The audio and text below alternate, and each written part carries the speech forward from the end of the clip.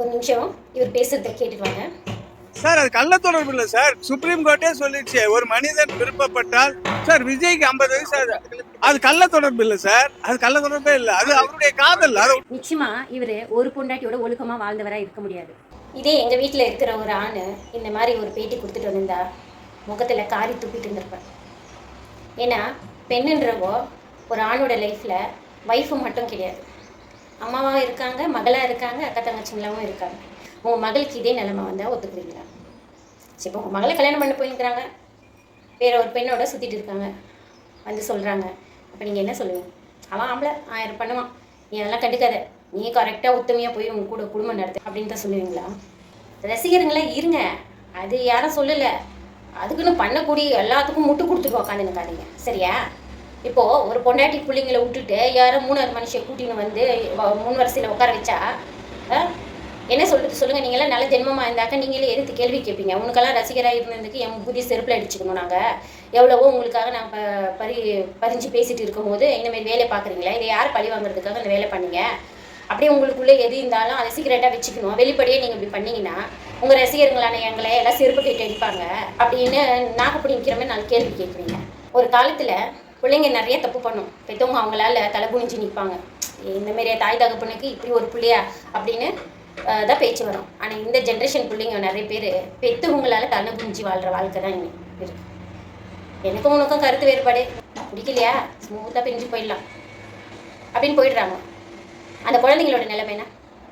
ஒரு காலேஜுக்கு போகிறாங்க, ஒரு ஃப்ரெண்ட்ஸுங்களோட வெளியே போகிறாங்க, ஒருத்தருக்கு ஒருத்தர் இன்ட்ரடியூஸ் பண்ணிக்கிறாங்க.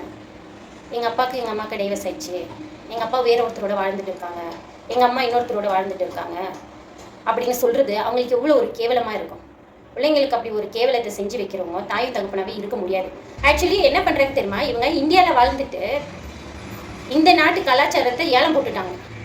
இவங்கெல்லாம் ஃபாரின் ரேஞ்சில் தான் வாழ்க்கையை வாழ்ந்துருக்கிறாங்க. தனிப்பட்ட சுதந்திரம் ஒரு மனுஷனுக்குன்னா அது எதில் வருமோ அது இதில் தான் வரும். என்றைக்கு ஒரு ஃபேமிலின்ற ஒரு கட்டுப்பாட்டுக்குள்ளே நம்ம வருமோ, ஒய்ஃபு, புருஷன், குழந்தை அப்படின்னு ஒரு ஃபேமிலிக்குள்ளே நம்ம இன்வால்வ் ஆகுறோமோ அப்போவே ஒரு மனுஷன் ஏன் சந்தோஷமோ என்னுடைய தனிப்பட்ட விருப்பம் சுதந்திரம் அப்படின்னு வாழ ஆரம்பித்தாங்கன்னா குடும்பமாக வாழவே முடியாது. குறையே இல்லாத மனுஷங்க யாருமே இல்லை.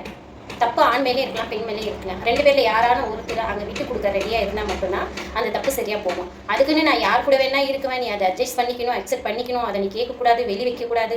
நான் தப்பே பண்ணாலும் அதை நீ வெளி வைப்பியா, என்னைய சொல்லி கேவலப்படுத்துவியா, அப்போ நான் உங்க கூட வாழ மாட்டேன் அப்படின்னு நினைக்கிறது எந்த மாதிரியான ஒரு ஆட்டிடியூட் சொல்லுங்கள்? நாம் அப்பா அம்மாவாக இருக்கிறோம், நம்ம ஏஜுக்கு நம்மளுக்கு பிடிச்சிச்சு அப்படின்ட்டு ஒரு விஷயத்தை பண்ணுறோமே, நாம் வாழ்ந்த வாழ்க்கை நம்ம பிள்ளைங்க வாழ்க்கைக்குள்ளே வரும்.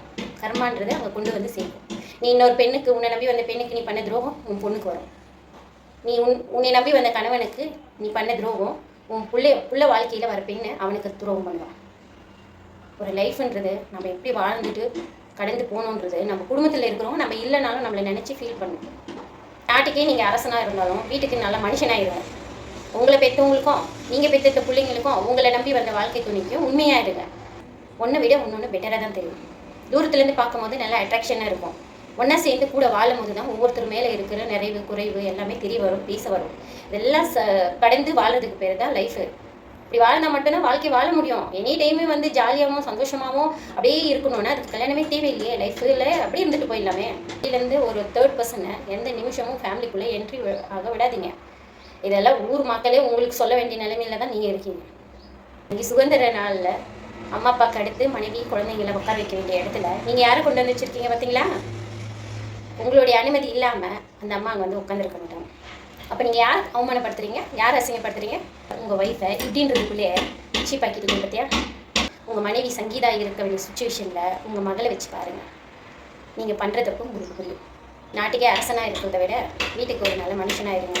அதுதான் எதிர்பார்க்குறேன். என்றைக்கு ஃபேமிலியோடு சேருவீங்க அப்படின்ற நல்ல சந்தோஷத்தை தான் நான் எதிர்பார்க்குறேன். அது என்னமோ நிறைய பெண்களுக்கு அடுத்த புருஷன் தான் நல்லா இருக்கிறாங்க. ஒரு பொண்டாட்டி புள்ள ஒரு ஃபேமிலியாக வாழ்ந்துட்டு இருக்கிறவங்கள லவக்குன்னு பிடிச்சி எடுத்துன்னு வந்து அப்படி ஒரு வாழ்க்கையெல்லாம் கண்டிப்பாக வாழவே கூடாது. இங்கே நமக்கு முன்னாடி வாழ்ந்தவங்க எவ்வளோ கேவலமாகவோ அசிங்கமாகவோ ஆன வேலைங்களெல்லாம் பண்ணியிருந்தாலும் நீ ஒழுக்கமானவனாயிரு, நீ கண்ணியமானவனாயிரு, உங்கள் ரசிகர்களுக்கு உனக்கு ஓட்டு போட்டவங்களுக்கு நீ முன்னுதாரணமாயிரு. அப்படி பண்ணுறதுல தான் உன்னுடைய தனித்துவம் தெரியும். அதை விட்டு போட்டு 10-20 லிஸ்ட்டு போட்டுன்னு போயின்னுக்கிறீங்க. தெரியுது முன்னாடி இருந்தவங்க கேவலமாக பொழைச்சாங்கன்னு தெரியுது. நீ பண்ணிங்கிறதுக்கு பேர் என்ன? தயவு செஞ்சு சொல்கிறேன், இந்த முட்டு கொடுக்குற வேலையை வச்சுக்காதீங்க.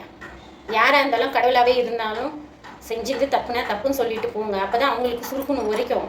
தூக்கி பிடிக்கிறதுக்கு ஆளுங்க இருந்தாக்கா இனி என்ன வேணாலும் பண்ணதான் போவாங்க. இந்த தங்கிதான்றவங்க 20-25 வருஷம் அவங்களோட வாழ்ந்துங்க. இவரோட கோடீஸ்வரியாக வாழ்ந்துட்டு தான் கல்யாணம் பண்ணிட்டு வந்திருந்தோன்னா இவர் இன்றைக்கி 1000 லட்சம் கோடியை கூட வச்சுருக்கட்டும். ஆனால் இவரை கல்யாணம் பண்ணும் போது இவரோட பெரிய கோடீஸ்வரியாக தான் அவங்க. ஒரு சாதாரண ஒரு பெண்ணுக்கான தவிப்பும் வருத்தமாக தான் அவங்களுக்கு இருக்குது. ஒரு புருஷனா பண்ண தப்பை ஒத்துன்னு நன்றாயிடுங்க. பண்ணது தப்பு தான், இனிமேல் அது நடக்காது அப்படின்ற ஒரு விஷயத்தை தான் அவங்க எதிர்பார்க்குறாங்க. அதுதான் நீங்கள் கடைபிடிக்கணும். நான் போக மாட்டேன்னு சொல்லிவிட்டு அடுத்த நிமிஷமே அந்த வேலையை தான் பண்ணி திரியுறவங்களுக்கு யார் வந்து யாரை வேணால் இரு, நீ யாரால பொறுத்துக்க முடியும் சொல்லுங்கள்? நீங்கள் ஃபிலிமில் ஹீரோவாக இருக்கிறதோட ரியல் லைஃப்பில் உங்கள் பிள்ளைங்களுக்கு ஹீரோவாக இருக்கணும். அதுதான் என்னுடைய வேண்டுகோள். தயவு செஞ்சு பொண்டாட்டி பிள்ளையோட சேர்ந்து வாழுங்க. ஈகோவெல்லாம் தூக்கி தூரம் போடுங்க. அதெல்லாம் சும்மா பேச்சு. எத்தனையோ படத்தில் டைலாக் அடிச்சிருப்பீங்க, ஹஸ்பண்ட்னா அப்படி இருக்கணும் அப்படி இருக்கணும்னுட்டு. ரியல் லைஃப்பில் அதை ஃபாலோ பண்ணணும். இல்லை 25 வருஷம் நம்மளோட வாழ்ந்துருப்பாங்கனாக்கா அவங்களோட நம்ம லைஃப்பில் நல்லதை கேட்டதை நமக்கு சொல்லி காட்டுறவங்க, எடுத்து சொல்கிறவங்க யாராக இருக்க முடியும்?